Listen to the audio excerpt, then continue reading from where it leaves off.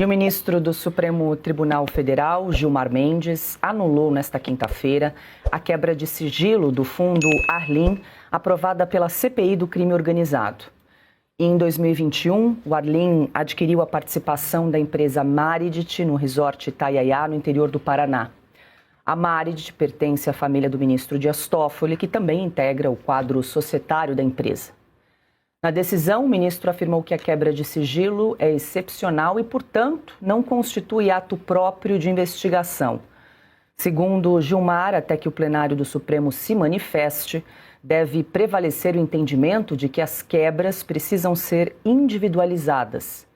A CPI do crime organizado tinha aprovado ontem, em votação simbólica, a quebra do sigilo do fundo ligado ao Itaiaiá. A gente lembra que o ministro Gilmar Mendes já havia suspendido as quebras de sigilo da Maridit, também determinadas pela CPI do crime organizado.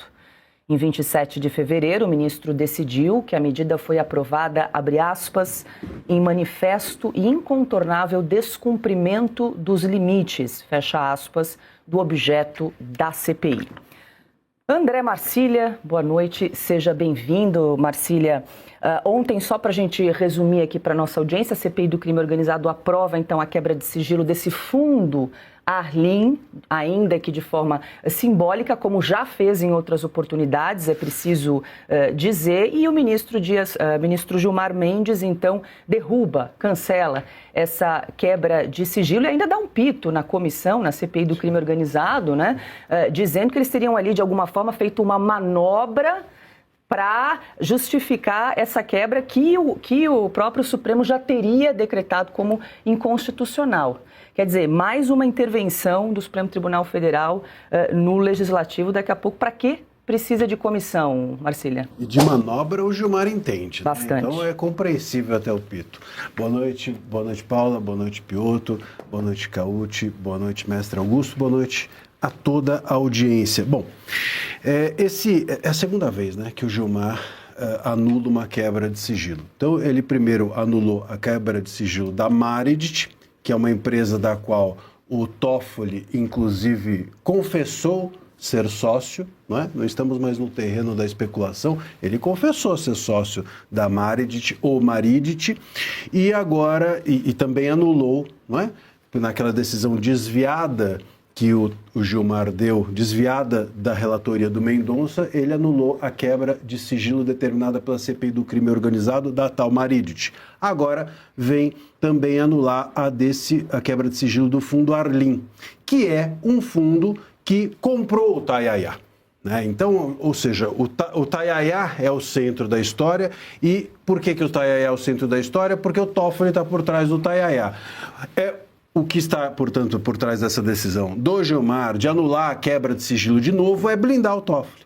Né? É blindar o Toffoli. Nós estamos diante de um ministro que parece que faz tudo e mais um pouco para blindar o Toffoli. Essa tem sido a função do Gilmar. Só para a gente recapitular, esse fundo Arlim ele foi utilizado por nada mais, nada menos que o Vorcaro para comprar parte do Toffoli no Itaiaiá via a empresa Maridit por 35 milhões de reais. E se você pegar esses 35 milhões de reais que foram comprados, que o Vorcaro comprou a parte do Itaiaiá por esse valor, se você comparar com o valor total do Itaiaiá, não bate. Não bate. Como é que você sabe o valor total do Itaiaiá? Porque houve venda de cotas de apartamentos. Se você somar todas as cotas e bater com a parte que comprou o Vorcaro por 35 milhões, não cabe, a conta não fecha. Portanto, está estranha. Inclusive, esses 35 milhões não faz sentido que tenha sido pago esse valor pela parte que o Vorcaro ficou. Então, é tudo estranho, tudo esquisito, mas o Gilmar não quer saber. Ele não está para brincadeira. Ele vai lá e anula tudo porque a quebra de sigilo, todo mundo sabe, mostra, retrata perfeitamente como o dinheiro passa da origem até o seu destino. Quebra de sigilo é perfeito para pegar a falcatrua. Você descobre de onde saiu, para onde foi o dinheiro e quem pagou quem. Então, o que o Gilmar quer é blindar o Toffoli, que a gente não descubra que o Toffoli está por trás do Itaiaiá, é mais. Na minha leitura, o Gilmar quer também blindar a possibilidade de se abrir um precedente de quebra de sigilo de empresas de familiares ou de ministros. Se fizerem isso com o Toffoli, isso for permitido, se uma CPI puder se infiltrar nas empresas de familiares de ministros, amanhã há outros e, quem sabe, até se não o próprio ministro Gilmar sendo alvo dessa CPI. Adalberto Piotto, boa noite. Era justamente isso que a CPI do crime organizado queria fazer, o caminho do dinheiro, ao pedir a quebra de sigilo tanto da Marid, a empresa ligada ao ministro Dias Toffoli, que acredita que seja ali Marília Dias Toffoli, e também a quebra de sigilo desse fundo Arlim, e o ministro Gilmar Mendes, com essa decisão, pela segunda vez, blinda o colega Dias Toffoli, ainda chama de fraude à decisão judicial essa iniciativa da CPI do crime organizado. Boa noite, Paula. Boa noite, Augusto. Caute, bem-vindo. Marcília, todos que nos acompanham. Só para lembrar, esse fundo Arlim tinha como gestora a Reag Investimentos, de todo aquele escândalo da Faria Lima, aquele que o Lula falou mal. Aliás, qual a opinião do Lula agora, em que o ministro do Supremo, muito próximo dele, vai lá e bloqueia exatamente a quebra do sigilo deste fundo, que chamava-se Leal, do Fabiano Zetti, o cunhado do Daniel Vorcaro. Eu vou um pouco além do que o Marcília disse aqui, concordando e colocando um ponto a mais. Parece que o ministro Gilmar Mendes está querendo bloquear investigações sobre o Master. Isso pode ser um aceno à defesa do Vorcaro, no momento em que esta nova defesa está negociando a possibilidade de um acordo de delação premiada. Porque, convenhamos, não tem a menor chance de delação premiada por partes. Ontem o Marcília citava esse ponto aqui. Vou falar só do mundo político, ABC, e não vou falar de ministro do Supremo. Neste caso, é impossível. São 2 os ministros do Supremo Tribunal Federal que estão envolvidos até o pescoço ou com acusações que os envolvem até o pescoço. Neste caso, não dá para escolher sobre quem vai falar numa delação premiada. Quando vem uma decisão dessa do ministro Gilmar Mendes, que blinda sim o Toffoli, mas também parece querer blindar todo o caso do banco do Vorcaro, do Banco Master, isso chama atenção e se torna ainda mais grave. Houve, claro, por parte da CPI do crime organizado, uma reclamação, porque, vamos lá, a gestora era a Reag Investimentos. Do fundo Leal, do Fabiano Zetti, o cunhado do Vorcaro. E agora vem uma decisão do ministro Gilmar Mendes, que blinda, primeiramente, claro, a família do Toffoli, mas também qualquer coisa que possa vir, ele pode começar a achar que agora tudo tem que passar pela mão dele envolvendo este caso. Nós estamos vendo um movimento do Supremo que está agora avançando de novo sobre o Brasil. O Supremo, desde 2019, acabou com o modo de vida brasileiro e com a democracia como a conhecíamos. CPIs até aquele momento faziam o seu trabalho e tinham poder de investigação. Há agora uma tentativa do Supremo de anular o trabalho de CPIs, impedir que decisões de CPIs sejam obedecidas e, claro, e as investigações avançam. A decisão do ministro Gilmar Mendes é gravíssima em relação à realidade do país. Carlo Caute, boa noite. Eu vou trazer a declaração do senador Alessandro Vieira, que usou, inclusive, a rede social X, o seu perfil, para criticar a decisão do ministro Gilmar Mendes. Eu vou ler um trecho da manifestação do senador que publicou no seu perfil na Rede X. Infelizmente, não é surpresa. Ainda ontem, alertei no plenário do Senado para essa ação articulada por alguns ministros com o objetivo expresso de travar investigações e garantir a impunidade de poderosos. Para contemplar seus interesses, não tem nenhum constrangimento em rasgar a Constituição e atropelar outro poder da República, fecho aspas aí para um trecho da declaração do senador, que é o relator da CPI do crime organizado. Caute. Pois é, Paula, boa noite Piotto, boa noite Marcinha, boa noite mestre Augusto, boa noite ao nosso público. É uma afronta não apenas à comissão, mas a todo o legislativo brasileiro, essa decisão, esta papúrdia do ministro Gilmar Mendes, que está atuando de forma de autoproteção, como uma autoproteção para para aquilo que está se transformando no Brasil em uma casta. O judiciário brasileiro está se transformando numa casta de intocáveis, especialmente o Supremo Tribunal Federal, que tem envolvimentos graves, como o Dr. Marcília bem lembrou, com familiares de ministros, que têm empresas utilizadas por variados fins. O próprio Gilmar está envolvido até mesmo na CBF, na Confederação Brasileira de Futebol. O Gilmar, que organiza eventos internacionais em vários países do mundo, que recebendo financiamento de empresas, que também tem processos no Supremo Tribunal Federal. O Gilmar, que no passado também deu vários habeas corpus por pessoas que tinham sido presas durante a Lava Jato, até mesmo durante o Mensalão, até o chefe da máfia dos ônibus lá do Rio de Janeiro recebeu 2 habeas corpus quando foi preso no passado. Ou seja, o Gilmar não é novo nesse tipo de iniciativas, mas nesse caso ele está afrontando diretamente uma prerrogativa do Poder Legislativo, que é investigar casos de corrupção que envolvam outros poderes também, como nesse caso estamos vendo no Poder Judiciário. Então, nesta atuação, o Gilmar não está apenas tentando proteger de forma descarada os seus colegas ministros, mas está destruindo a credibilidade não apenas do Supremo Tribunal Federal, mas de toda a justiça brasileira. Augusto Nunes, boa noite. Boa noite, Paula, meus amigos Piotto, Marcília, Cauti. Boa noite a você que nos acompanha. Eu já vou fazer uma introdução aqui. Eu tive o prazer de receber um telefonema do Gilmar Mendes, quando eu trabalhava na Jovem Pan, e ele, no começo da noite, ele toma uns goles de uísque, então ele fica valente. Ele começa a pedir a demissão do jornalista. Então ele tinha ligado para o Tutinha, dono da Jovem Pan, e ligou tanto que o Tutinha bloqueou o Gilmar Mendes. Ele também tinha telefonado para a Veja para pedir a demissão do Guzzo. Telefonou, sei quem deu o número, ligou para mim. E eu tive o prazer de trocar insultos com o Gilmar Mendes e também de dar algumas informações a ele, porque a certa altura ele disse que aqui no Mato Grosso, eu falei, você não sabe nem usar o nome do teu estado, rapaz. É em Mato Grosso, não no Mato Grosso, não sabe nem falar isso aí. Quer dizer, no Mato Grosso nós levantamos cedo, tá? Que já era madrugada. Falei, vai dormir e tal. Foi uma bela troca de insultos que qualquer hora eu revelo. Aí, porque ele tem essa mania de pedir a demissão de quem fala. Agora ele está convidado a ligar de novo para mim, porque aqui fica mais difícil. Eu sou diretor. Também eu sou sócio do Jairo, e o Jairo eu sei como reage. Então, pode ligar. É o seguinte, o Gilmar Mendes é o cara que ele reapareceu, eu não vou entrar no negócio do choro ainda.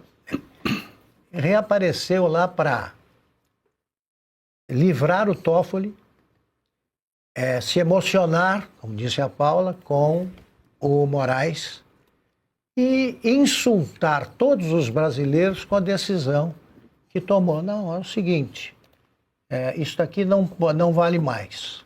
Quebra de sigilo não vale mais porque não é o Congresso que decide essas coisas, sou eu. Então, de novo, ele que chamava o Toffoli nos seus discursos de estreia no Supremo de estagiário, foi ele que botou o apelido de estagiário no Toffoli, que durou anos. Ele agora é doutor em outras coisas, o Toffoli. Ele mandava no Toffoli. Tem um telefonema em que ele conversa com o Silval Barbosa, conhecido ladrão de Mato Grosso e amigo dele, que foi governador, e o Silval diz... Mas, Gilmar, vieram aqui na minha casa, mandado de busca e apreensão, tal. Ele falou, vou falar com o Toffoli. Essa ligação, né, de suruba, clima de suruba, que tem no Supremo de hoje. O Gilmar Mendes, ele foi confrontado por um senador e espero que outros senadores digam isso para o Gilmar Mendes. Olha aqui, você é decano dessa turma aí, mas não vai conseguir o que quer pelo seguinte, e isso eu publiquei no X, todos os que impedirem o esclarecimento da roubalheira do caso Master, todos são ou comparsas ou cúmplices, mas estão envolvidos no crime também. Então o Gilmar que vá curtir aí a sua solidão, depois que ele disse que estava cansado de viver casado, né, com a mulher dele, e aí viajou junto na primeira lua de mel. Ele que vá viajar, fique mais tranquilo, mais calmo, e aí volte, porque o Supremo não é mais o Supremo que ele ajudou a criar. Um Supremo cafajeste. Eu só, Augusto, aqui no chat tem gente falando que você deveria lançar um livro de memórias para contar esses causos. Mas você já tem, né? 11 presidentes e eu já conto por alguns enquanto, casos. Os presidentes não contei tudo. Agora, com o Gilmar, com muito prazer. 11 ministros. 11 ministros. Isso, guarda para o próximo. Só para a gente fechar essa questão, Marcília, que eu acho que tem muita gente nos acompanhando. E agora, quem poderá nos ajudar, né, com essa decisão do ministro Gilmar Mendes? O Alessandro Vieira, ali naquela publicação, ele diz que vai recorrer ao presidente do Supremo, Edson Fachin, e também vai tentar insistir para instalar uma CPI para investigar a conduta dos ministros Toffoli e também Alexandre de Moraes. Agora, esse argumento utilizado pelo ministro Gilmar Mendes foi o mesmo usado pelo Flávio Dino para derrubar a quebra de sigilo do Lulinha, que não se pode aprovar uma quebra de sigilo de forma simbólica ou em bloco, ou sem justificativa. Agora, isso já ocorreu em várias outras oportunidades e em várias outras comissões e nunca se levantou essa questão. O argumento do Gilmar é aquela fantasia garantista de ocasião que ele tem, sempre que algum corrupto está em perigo, né? Então, assim, ele é garantista, né? Garantista que a gente diz é exatamente a pessoa que atenta à privacidade, atenta a que não se invada a intimidade das pessoas investigadas. Enfim, esse garantismo do Gilmar, ele não se dá para o cara que está preso em Bangu, ele não se dá para o cara que está preso na penitenciária do Maranhão, ele está preocupado com o cara que está preso do colarinho branco. É o crime de corrupção. O Maci, por exemplo, ele se solidariza. Exatamente, é uma solidariedade que é só para poucos, né? Para poucos, em geral, endinheirados ou pessoas muito relacionadas à política. E é o mesmo garantismo de ocasião que tem o Grupo Prerrogativas, é o mesmo garantismo de ocasião que tem a OAB, esse povo todo, que é a mesma coisa. Estão interessados em usar aquilo que a Constituição deveria, né, oferecer a todo mundo, que é a garantia da defesa, ampla defesa, etc., mas que eles só querem oferecer para os amigos. E o Gilmar faz isso. Então ele quer bloquear as investigações e usa esses, vamos dizer assim, esses conceitos abstratos de intimidade, privacidade, individualidade, enfim, coisas que servem para qualquer coisa, pode ser empregado a qualquer momento, ele usa para defender os seus. O ponto aqui, me parece, é o seguinte: o caminho de se derrubar a decisão do Gilmar não é judicial. Porque o Gilmar, ele vai bloquear toda e qualquer possibilidade de que haja recurso de uma decisão dessa dele. O caminho é o Congresso. E aí a gente respondeu aqui a pergunta: qual é o medo do Gilmar? O medo do Gilmar é que o seu colega não seja blindado. Ele quer blindar o colega Toffoli. O Gilmar é o amigo do amigo do amigo do meu pai. Não é isso? Ele quer blindar o coleguinha. Esse é o medo do Gilmar, que a corte se exponha. A pergunta é: qual é o medo do Congresso? Por que eles não estão ali na porta do Gilmar? A gente viu aqui um parlamentar falando, mas e os demais? E os demais? Por que a gente calada dentro do Congresso ainda, diante de um Supremo que claramente, ainda que abalado, como a gente tem dito aqui, e muitas vezes se sentindo nas cordas, por que então os demais parlamentares, até aproveitando desse momento em que talvez o Gilmar esteja isolado nessa tentativa, não põem a boca no trombone, não vão para cima, não demonstram a insatisfação em representação ao povo, que é nossa, que é de todos nós? Me parece que o caminho é esse. Agora sim, chegou a hora do choro. Peguem seus lenços, suas canecas d'água, todos aqui devidamente posicionados, porque o ministro Gilmar Mendes se emocionou mais uma vez a homenagear Alexandre de Moraes pelos 9 anos de atuação no Supremo Tribunal Federal. A declaração foi feita durante sessão da Corte em discurso que destacou a atuação de Moraes em momentos de crise institucional. Ministro Alexandre, este tribunal se orgulha e o povo brasileiro se tranquiliza por termos Vossa Excelência como ministro desta Corte.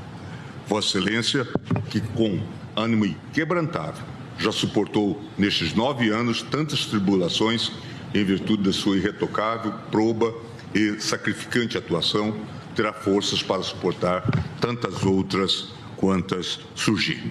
Seu espírito público e sua fortaleza moral, provadas nas circunstâncias mais adversas que um magistrado pode enfrentar, permitiram-lhe manter o curso em águas tempestuosas, de modo a não deixar nossa nau à deriva. Vossa Excelência evitou que caíssemos em um abismo autoritário, onde provavelmente ainda estaríamos vivendo tempos sombrios. O Brasil tem uma dívida para com Vossa Excelência, ministro Alexandre. As futuras gerações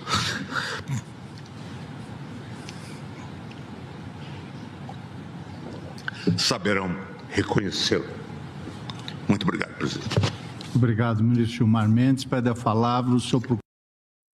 O que acontece com o ministro Gilmar, Augusto? Ele é fofo, né? Quando ele faz esses discursos, ele chora. Ele inventou o pranto convulsivo sem lágrimas.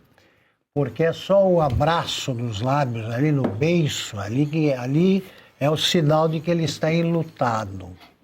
O Gilmar Mendes, graças à ajuda do Piotto, nós aqui levantamos os momentos em que ele chorou e emocionou o Capinha, que trabalha com ele. Chorou assim pelo Celso de Mello, em 2020, pela depredação do prédio do Supremo, em 2023, chorou pela despedida do Barroso, em 2025, e o choro inaugural foi o do Zanin, que é agora ministro, mas foi advogado do Lula, e ele começou a se emocionar pelo trabalho do advogado. Eu, quando lembro isso, eu também fico um pouco emocionado. Então, o Gilmar disse que ficava comovido com o trabalho do Zanin, com os recursos que o Zanin apresentava e tal, e ele se emociona. Não sai uma lágrima. Não vem qualquer ator aí principiante, pelo menos pendura uma lágrima, uma, no esquerdo aqui e no direito. Ele não consegue. Então ele vai para a água, é o único, uma coisa parecida com um líquido, né? Que sai ali dentro do Gilmar, e ele acha que emociona alguém. Emociona alguém, ele canoniza a pessoa no discurso, né? Proba, atuação proba. O Brasil não seria o que é, talvez não estivéssemos aqui. Então, o Gilmar Mendes, ele não vê limites para o ridículo. Para o ridículo. Ele não é o decano, ele é o chefe da turma. Ali trata com desprezo os caras quando chegam, né? Diz que um é covarde, como ele fez com o Nunes Marques. Espero que o Nunes Marques não se esqueça. E ele vem. Não há salvação. E cita alguém que ninguém ouviu falar. Não haverá salvação para o juiz covarde. Juiz covarde é quem se vale do cargo para interferir em decisões do Congresso, para proteger bandidos e para aplaudir a punição imposta a inocentes. O Gilmar Moraes é, em si, a maior mancha que há no Supremo Tribunal Federal. Bom, deixa eu aproveitar porque a nossa produção resgatou pelo menos 2 choros do ministro Gilmar Mendes, Augusto. O primeiro foi aquele em que ele prestou uma homenagem ao então advogado de Lula, Cristiano Zanin. Eu acho que falo em nome do tribunal de reconhecer o brilhante trabalho da defesa. Sem dúvida nenhuma, nós vimos um advogado que não se cansou de trazer questões ao tribunal, muitas vezes sendo até censurado, incompreendido.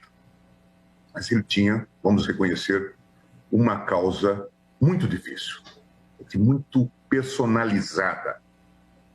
E sofreu, inclusive, com este congraçamento, procuradores, juízes e mídia.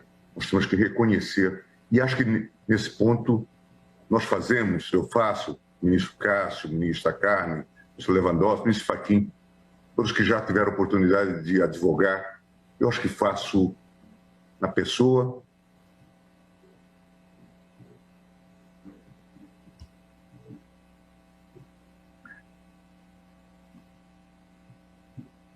do Dr. Zanin uma justa homenagem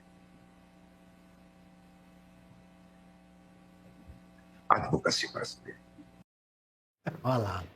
Não tem a nossa contribuição, né? Vou respirar fundo e vou chamar o outro vídeo que nós estamos, que a produção também conseguiu resgatar, esse de 25 de setembro do ano passado, quando o ministro Gilmar Mendes falava ali na despedida do ministro Luiz Roberto Barroso. Ele também não se conteve e também fez uma homenagem ao ministro Alexandre de Moraes na oportunidade e também ficou emocionado. A brasileira passou incólume por mais essa prova de fogo. O Supremo, é sempre bom frisar, conduziu o processo que levou à condenação dos réus do núcleo crucial da intentona golpista com tranquilidade e de maneira absolutamente, é bom que se frise, regular, com o respeito ao devido processo legal, ao contraditório e à ampla defesa. O mesmo ocorreu e vem ocorrendo em relação a todos os demais réus. E aqui, os meus encômios ao papel singular, diria eu, sem exagero, acho, quase ou verdadeiramente heróico, desempenhado pelo ministro Alexandre de Moraes. Obrigado, ministro Gilmar.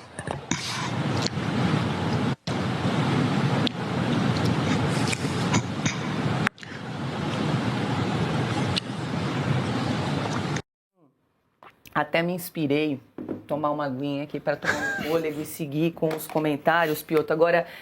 No primeiro, só deixa eu falar, no primeiro, a gente não pode usar a imagem, que é da Jovem Pan, mas eu me emocionei como hoje, aqui tomei, aqui. Aí a Ana Paula também ficou emocionada, tomou, e aí me aparece o Fiusla, uma garrafa desse tamanho, de Coca-Cola, não sei o que era, e se uniu ao choro. Foi um negócio bonito. Foi. Bonito. Nós somos muito cumprimentados, né, pelos que acham ridículo o Gilmar Mendes. Agora, Piotr, a gente tem 2 ministros no centro do escândalo do Master. O ministro Alexandre de Moraes, ministro Dias Toffoli, e hoje o ministro Gilmar Mendes, decano da Corte, faz 2 gestos em defesa dos colegas. O primeiro, blindar o Toffoli, e o segundo, essa homenagem com direito aí a choro e caneca d'água. Olha, só vou resgatar rapidamente se o Zanin, que foi tão elogiado como advogado pelo ministro Moraes, pelo ministro Gilmar Mendes, se o Zanin atuasse no caso dos presos do dia 8 ou dos acusados da trama golpista, ele correria o risco de talvez ser calado ou cortado o microfone pelo ministro Alexandre de Moraes, como a gente viu acontecer. O Aldo Rebelo foi ameaçado de perder de voz de prisão, alguma coisa assim, por desacato da autoridade, apenas porque queria colocar, obviamente, a expressão dele na língua portuguesa da forma como ele se sentia bem. Imagina só, um ex-ministro da Defesa, ex-presidente da Câmara, enfim, ex-ministro de uma série de áreas no governo Dilma Rousseff. Mas, enfim, voltando aqui ao ponto, e aí vou à homenagem ao ministro hoje, que fez o ministro Gilmar ao ministro Alexandre de Moraes. Ele disse o seguinte: Vossa Excelência evitou que caíssemos em um abismo autoritário, olhando para o ministro Moraes. Ministro Gilmar, nós estamos num abismo autoritário porque o Supremo saiu da Constituição. O Brasil, diz ele depois, tem uma dívida com Vossa Excelência. Não, é o ministro Moraes que precisa explicar aquela história do contrato de 129 milhões. É justo, né? Estamos falando de democracia e transparência, não é mesmo, ministro Gilmar? Aí disse o seguinte, depois, as futuras gerações saberão reconhecê-lo. As futuras gerações, para continuarem sendo futuras, vão precisar de transparência de um Supremo que volte aos, digamos, trilhos da legalidade e da Constituição brasileira. Que voltemos a ter democracia de verdade, que essa que temos não é de fato. E depois chamou de ânimo inquebrantável de Moraes, que não se abateu diante das reações e pressões às suas decisões. Eu me lembro de uma vez que perguntaram a ele sobre a história da Magnitsky, e ele falou, Gilmar está vendo, ele não estava tão assim inquebrantável naquele momento. Mas vamos lá, a Paula mencionou sobre esses dois movimentos hoje do ministro Gilmar Mendes. Para mim está muito claro, o ministro está testando a imprensa brasileira que descobriu recentemente que o Supremo está fora dos trilhos. Essa imprensa que lá atrás, lamentavelmente, fez cor, um apoio ao Supremo, entendeu que naquele momento podia-se instaurar o inquérito 4781, o começo de tudo lá em 2019, né, de ofício por parte do Toffoli, que presidia o Supremo, e que ficou sob a relatoria do ministro Alexandre de Moraes, e de lá para cá o Supremo saiu, digamos, de tudo que poderia ser previsível, ou seja, da lógica constitucional e da legalidade. Foi esse inquérito que perseguiu os jornalistas. É esse inquérito que agora, ou baseado nesse inquérito, está perseguindo esse jornalista do Maranhão. Até o momento, felizmente, não chegou ainda a Malu Gaspar, a jornalista de O Globo. Mas se esta imprensa não entender que o ministro Gilmar está testando, está esticando a corda para saber se a pressão sobre o Supremo, a pressão da sociedade, da imprensa, do mundo livre que pretendemos no Brasil, se essa pressão ceder, é o Supremo que vai voltar exatamente como tem sido desde 2019, achando que é dono do Brasil, porque é dono do Congresso e é dono do Executivo, especialmente do Lula, com quem fez um consórcio. A pergunta é, esta imprensa vai demonstrar claramente em editoriais amanhã, em comentários nos jornais da noite, como nós fazemos aqui há tanto tempo, e denunciar esse Supremo, porque vamos lá. Ele está defendendo o ministro Alexandre de Moraes, que está, neste momento, com a necessidade claríssima de explicar o contrato com a esposa, divorciado com a esposa, que precisa explicar por que teria recebido um telefone do Supremo, que tudo indica foi ele ou não, mas, enfim, precisa de explicação de se conseguiu bloquear a frase do Vorcaro desesperado naquele momento da segunda prisão. Está falando do Toffoli, por exemplo, que ele foi lá e bloqueou também o acesso, né, que impediu, por exemplo, a quebra de sigilo da empresa do fundo Arlim ligado exatamente, que comprou a empresa do Toffoli. O ministro Toffoli também está envolvido diretamente nesse caso. Como é que foi essa negociação? É disso que nós estamos falando? É este Supremo que quer voltar a dar as cartas no Brasil? Ninguém aqui é contra o Supremo Tribunal Federal. Mas ninguém quer este Supremo Tribunal Federal fora da lei. Queremos um Supremo Tribunal Federal dentro da lei. Então, para não deixar de falar o óbvio, a questão é, o Supremo, os demais ministros vão aquecer, vão anuir, vão dizer que está tudo bem, ou teremos reações na Corte? Mas a principal reação neste momento deveria vir como a Constituição prescreve, do Senado da República, porque é lá no Senado em que essa discussão deveria estar acontecendo. Davi Alcolumbre não quer sequer marcar uma sessão do Congresso Nacional para discutir, por exemplo, o caso da anistia, que não é da anistia, é da dosimetria, para derrubar os vetos, votar os vetos do Lula. A oposição continua trabalhando, a gente viu o Alessandro Vieira, vimos recentemente o próprio senador Girão denunciando essa situação, e os demais senadores, além dos da oposição, que nós sabemos qual é a posição, vão ficar quietos, o Senado vai se prostrar de novo. Deu errado quando o Congresso baixou a cabeça para o Supremo Tribunal Federal. Veja só o que aconteceu. Vão fazer isso de novo? Marcília, espírito de corpo veio com tudo aí, com o ministro Gilmar Mendes. O Piotto fala em teste da imprensa, né? Mas tem também uma sensação de impunidade? Será, olha, aqui nós somos intocáveis, como bem disse o Caute, nada vai acontecer e nós vamos para cima, eu tento blindar o colega aqui, faço uma homenagem ali e a gente tenta uma operação abafa nesse caso? Olha, Paula, que tem isso, tem. Agora, eu acho que o Gilmar, que é o mestre, né? Como é que fala? Mestre-sala e é o porta-bandeira desse tipo de manobra, eu acho que cada vez ele fica mais isolado dentro do STF, nessas manobras que ele tenta fazer. Porque fica cada vez mais ridículo, fica cada vez mais exposto, fica cada vez mais explícito que a intenção dele não é absolutamente republicana ao fazer isso. E os outros ministros, seja por bem ou por mal, olham para o Gilmar e falam assim, não sei se eu quero me misturar com esse cara, não. Não sei se eu quero me misturar com isso. Olha a trinca que o Gilmar nos proporcionou nessa semana. Ele chorou hoje, né? Chorou pro Moraes, blindou o Toffoli, imagina só, chorou pro Moraes, blindou o Toffoli e amanhã provavelmente vai sair o voto dele na segunda turma do voto sobre a prisão do Vorcaro, em que ele está certamente preparando uma bronca para a imprensa. Certamente, porque a imprensa vazou as informações sobre o caso Master. Então ele dá bronca na imprensa, chora para o Moraes e blinda o Toffoli. Olha que semana do Gilmar. Imagina só se os demais ministros não olham e falam, pô, será que eu quero estar nessa? Será que eu quero estar nessa nau, como ele disse, a deriva? E eu queria aqui fazer uma sugestão, que a gente está falando de penduricalhos, que o Dino tirou os penduricalhos. Eu acho que vale a gente voltar pelo menos com um penduricalho, que é o Vale Colírio. Podíamos entregar um vale colírio para o Gilmar, já que ele está com dificuldade de chorar, um colírio pode substituir a água, né? E eu fico também aqui sempre estupefato vendo essa homenagem que ele fez para o Zanin, que é clássica, né? Porque e ele disse que é uma homenagem à advocacia, a homenagem que ele fez ao Zanin, porque eu conheço a advocacia do Zanin, já advoguei contra o Zanin e no processo que eu advoguei contra ele, o Zanin, e eu até fico também emocionado, Ô, Marcílio. Porque o Zanin, ele é tão bom de advocacia que ele perdeu o processo porque recorreu para o lugar errado. Ele perdeu o processo porque sumiu o recurso dele, recorreu para o tribunal errado.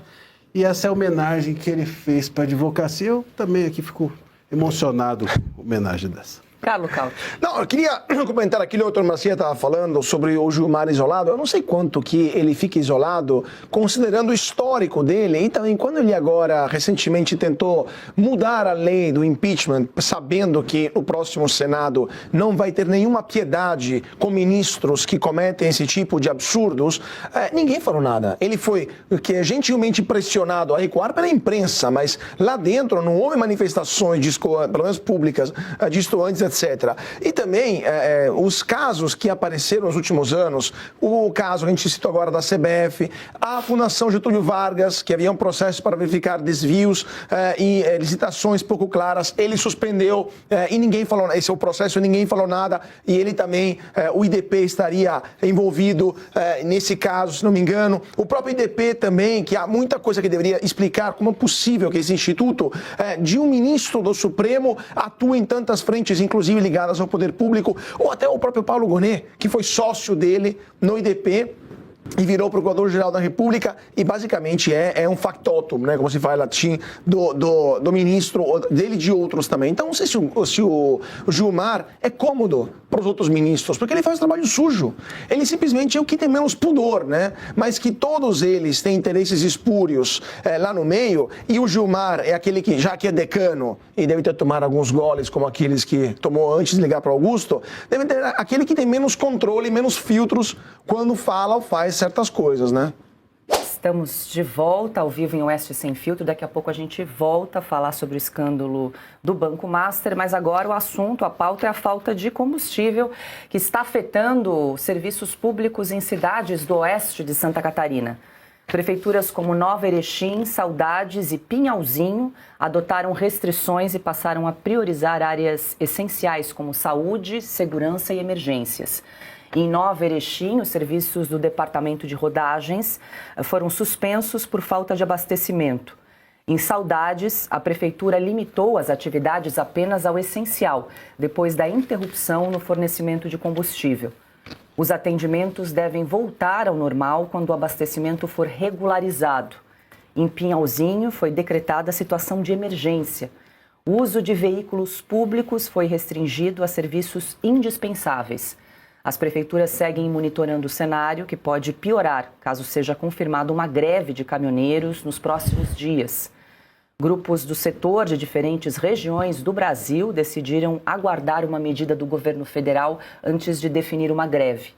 A categoria deve se reunir novamente para avaliar se a proposta atende às reivindicações. O presidente da Associação Brasileira dos Condutores de Veículos Automotores, Wallace Landim, informou que a categoria já discute parar as atividades.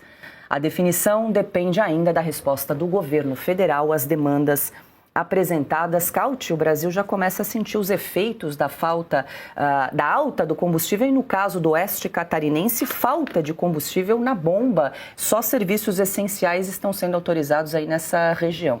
Pois é, Paula, o que está acontecendo no Brasil? Primeiramente, deixa eu dar uma notícia de última hora que estou vendo aqui, porque aparentemente os caminhoneiros acabam de decidir de não paralisar, de não realizar greve. Acaba de sair a notícia, vamos ver quais são as razões e o que o governo entregou para os caminhoneiros. Né? Mas a razão é essa aqui que estamos vendo no nosso telão. Ou seja, essa aqui é a diferença entre o preço internacional dos combustíveis e o preço que é vendido aqui no Brasil. Temos uma diferença de quase 60% no caso do diesel e 53% no caso da gasolina. Ou seja, a Petrobras está comprando lá fora petróleo a 110, 120 dólares por barril e está vendendo aqui no Brasil basicamente a 60 dólares por barril. Por que ela está fazendo isso? Porque o governo mandou. A Petrobras está absorvendo esse prejuízo para não repassar essa inflação para o Brasil. Ano eleitoral, o Lula não quer. O problema é que a Petrobras está destruindo o seu caixa, está devastando o seu balanço. E até aí é uma estatal, estamos mais ou menos acostumados a ver a Petrobras sendo massacrada a cada governo do PT. Mas o problema é que existem outros importadores privados que não têm a mínima intenção de perder dinheiro só porque o Lula mandou. E esta turma parou de importar combustível aqui no Brasil. Simplesmente disse, olha, não faz sentido eu comprar a 120 e vender a 60 aqui dentro. E quando você para com os importadores privados, começa a faltar gasolina no Brasil, porque a Petrobras não é monopolista. Muito menos é autossuficiente, né? Ou melhor, o Brasil não depende só dela, né? Não consegue fornecer para todo mundo e, portanto, começam a pipocar esses problemas. Além disso, temos começo de safra que está aumentando a demanda, especialmente em áreas rurais como essas que vimos, ou no Rio Grande do Sul. A distribuição começa a ser problemática. Hoje falei com uma fonte que me informou que a Petrobras não está concedendo mais cotas nas refinarias. A Petrobras tem refinarias, os distribuidores compram cotas de produto refinado, a Petrobras não está concedendo essas cotas, porque não se sabe, a ANP está intervindo. Moral da história, começa a se instalar um caos no Brasil que já vimos no passado. Em 2023 já aconteceu a mesmíssima coisa. Primeiro ano de governo Lula, ordenou a Petrobras reprisar os preços. Que aconteceu? Começou o desabastecimento em várias regiões periféricas, especialmente naquele ano foi no norte e no nordeste. O que aconteceu? Para evitar o caos, a Petrobras teve que soltar um tarifaço e aumentou em 25% ou 30% naquela época o preço do combustível. Então, é exatamente isso que vai acontecer.